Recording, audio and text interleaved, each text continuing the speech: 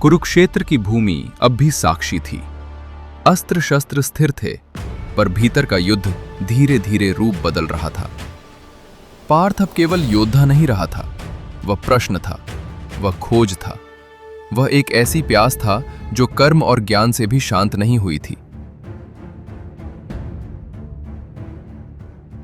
हे केशव, मैंने आत्मा का भेद जाना, मैंने कर्म का रहस्य समझा, मैंने बुद्धि को दिशा देने का प्रयास किया, मैंने मन को देखना सीखा, पर भीतर कहीं एक रिक्तता अब भी है। जब सब स्पष्ट हो जाता है, तब भी हृदय पूर्ण क्यों नहीं होता? पार्थ, जब ज्ञान मार्ग दिखाता है और कर्म पथ पर चलाता है, तब भी यात्रा अधूरी रह सकती है। क्योंकि मनुष्य केवल बुद्धि नहीं है, मनुष्य केवल कर्म नहीं है, मनुष्य केवल साक्षी नहीं है, मनुष्य हृदय है। और जब तक हृदय न पिघले, जब तक प्रेम न जागे, जब तक समर्पण न हो, तब तक पूर्णता नहीं आती। यही भक्ति योग है पार्थ। भक्ति कमजोरी नहीं है, भक्ति अज्ञान नहीं है, भक्ति अंधविश्वास नहीं है, भक्ति अहंकार का विलय है। जब तुम कहते हो मैं जानता हूं, तो बुद्धि बोलती है। जब तुम कहते हो मैं करूंगा, तो कर्म बोलता है। पर जब तुम कहते हो मैं तुम्हारा हूं, तब भक्ति जन्म लेती है। हे माधव, क्या केवल प्रेम पर्याप्त है? यदि प्रेम शुद्ध है, तो वह सब कुछ है।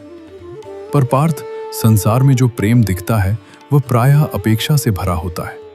मनुष्य कहता है मैं प्रेम करता हूं, पर भीतर चाहता है मुझे बदले में कुछ मिले।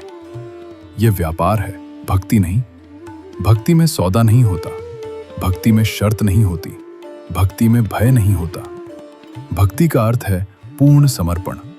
जैसे नदी समुद्र में गिरते समय अपनी धारा बचाकर नहीं रखती, वह पूरी की पूरी विलीन हो जाती है। ऐसे ही जब जीव ईश्वर में समर्पित होता है, तो वह अपनी सीमाएं छोड़ देता है। पर क्या समर्पण कर्तव्य छोड़ देना है? नहीं पार्थ, समर्पण भागना नहीं है। समर्पण जीवन के प्रत्येक कर्म को ईश्वर की ओर मोड़ देना है। जब तुम भोजन करते हो, तो उसे भी अर्पित करो। जब तुम युद्ध करते हो, तो उसे भी अर्पित करो। जब तुम विश्राम करते हो, तो उसे भी अर्पित करो। भक्ति योग जीवन से अलग साधना नहीं है, वह जीवन को ही साधना बना देता है।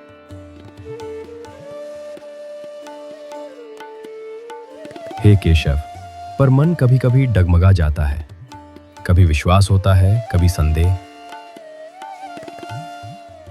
संदेह बुद्धि का स्वभाव है, विश्वास हृदय का। जब दोनों संघर्ष करते हैं, मनुष्य थक जाता है। भक्ति योग में बुद्धि को त्यागा नहीं जाता, उसे समर्पित किया जाता है। जब बुद्धि कहती है मैं सब समझ लूं, और हृदय कहता है मैं सब सौंप दूं, तब संघर्ष होता है।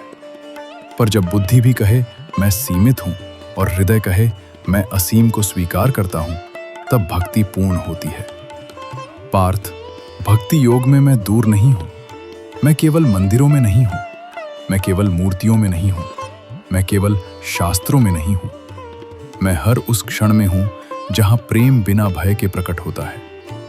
जब मां अपने शिशु को देखती है और उसके भीतर कोई अपेक्षा नहीं होती, वह भक्ति है।